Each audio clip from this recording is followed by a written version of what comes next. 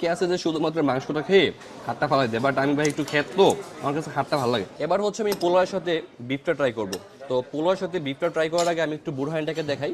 এই হচ্ছে বুরহানিটা, এই হচ্ছে বিফ। মোটামুটি হচ্ছে আপনি এই কোয়ান্টিটির বিফ এখানে পাবেন। বিফটা স্টার্ট করার পূর্বে একটু বুরহানি খেয়ে নিই। বুরহানিটার থিকনেস মিডিয়াম, টেস্ট ভালো। বুরহানি এবং বাদাম শরবতটা মাঝখানে খেয়ে নেবেন, একটু বেশি বেশি খেতে পারবেন। এই হচ্ছে গরুর মাংস, হ্যাঁ গরুর মাংস, গরুর মাংসের সাথে পোলাও।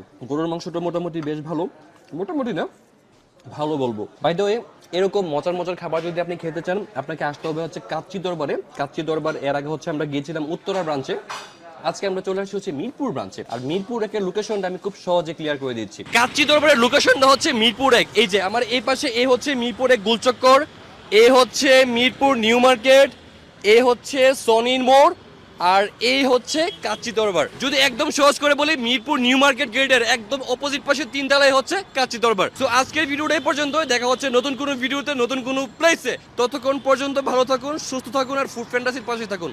আল্লাহ।